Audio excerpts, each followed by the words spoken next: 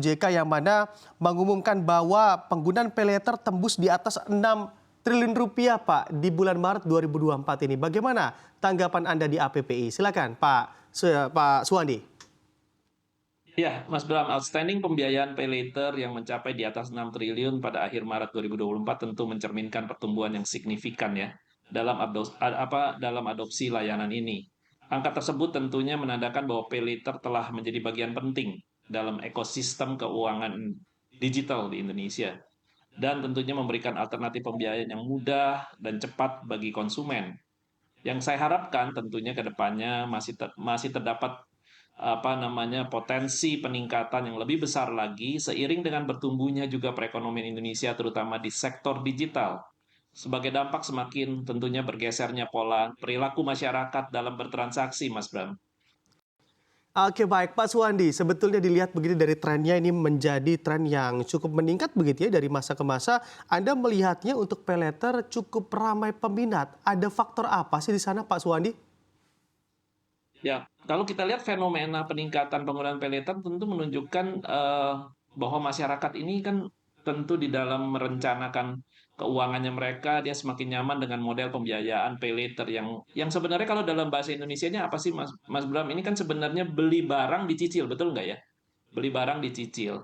Nah, jadi hal ini menurut saya didorong oleh fleksibilitas yang ditawarkan oleh layanan pay later sehingga menjadi pilihan menarik bagi konsumen yang ingin misalnya mengatur keuangannya lebih baik gitu ya, berbeda dengan produk pembiayaan konvensional yang dimana tentunya layanan pay later ini sangat mudah didapatkan dan nasabah mereka diberikan semacam pilihan untuk memilih jangka waktunya, jangka waktu pembiayaannya sehingga tentu mereka bisa menyesuaikan lah dengan kemampuan setiap individu. Karena kalau kita bicara eh, pinjaman, tentu masyarakat harus juga memikirkan, kita juga harus mengedukasi bahwa mereka harus memikirkan bahwa ada keinginan tapi mampu nggak membayar cicilan. Nah, dengan layanan pay later ini mungkin bisa mereka merencanakan dan mengatur sehingga kemudahan akses di mana masyarakat dapat dengan mudah mendapatkan pay later ini misalnya baik secara online, di merchant, secara offline ya. Jadi ini memang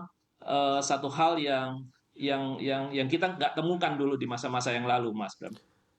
Oke, baik Pak Suwandi. Dengan tentunya begitu ya culture yang cukup relate dengan masyarakat kita, sebetulnya dengan pertumbuhan pembiayaan pay later ini apakah memang di luar negeri juga sama dengan hype-nya begitu Pak di dalam negeri kita?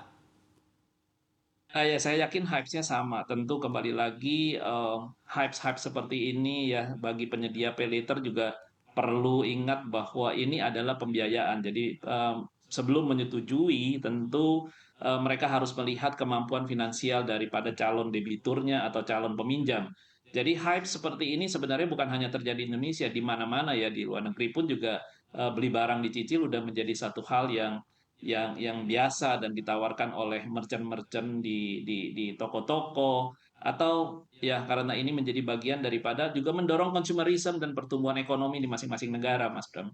Oke, baik. Dengan prospek yang cukup baik di bisnis pay later ini, kalau dari jumlah anggota APPI yang menggarap bisnis pay later sudah berapa banyak, Pak Suwandi? Dari 147 saat ini baru hanya 9, Mas Bram. Jadi pay later ini memang belum banyak, yaitu adalah saudara baru kita yang tentunya banyak juga yang sebenarnya berpindah atau mungkin menambah investasinya yang tadinya mereka bermain di P2P lending atau yang kita kenal pinjol dan masuk ke dalam ekosistem kami di perusahaan pembiayaan dan tentu masuk ke dalam perusahaan pembiayaan mereka sudah paham dan mengerti bahwa perusahaan pembiayaan ini banyak hal rambu-rambu yang harus ditaati, dipatuhi terkait dengan regulasi, bagaimana cara persetujuan kreditnya, harus benar-benar melakukan akuisisi yang benar, harus melakukan pemberian pinjaman itu juga harus dilihat dengan sangat tidak mudah bahwa mereka harus melihat kredit history daripada siapa yang meminjam dan lain-lainnya. Jadi masih dikit dari 147 hanya kurang lebih 9 yang menggarap bisnis pay later ini. Oke, baik. Masih sedikit Anda katakan walau secara prospek nyatanya cukup baik begitu Pak Suwandi ya. Kalau misalnya kita bicara terkait tantangan dan juga pertimbangan apa yang kiranya juga perlu dipikirkan sebelum memasuki bisnis pay later ini Pak Suwandi?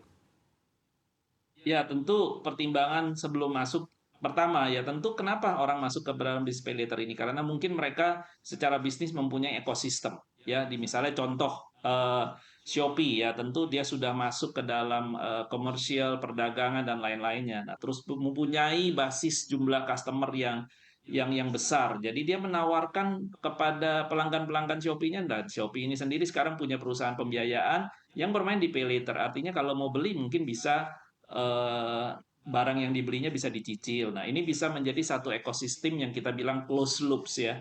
Terus juga ada beberapa pemain-pemain paylater lainnya yang kita kenal juga, misalnya jualan tiket, hotel, Traveloka itu sendiri juga ada Catur Nusa Finance dan beberapa multi finance lainnya, Mas. Jadi ini merupakan satu hal yang kenapa mereka masuk, mereka paham, mereka tahu bahwa mereka sudah punya database yang bisa digarap di dalam sendiri, yang kita kenal dengan close loops ya.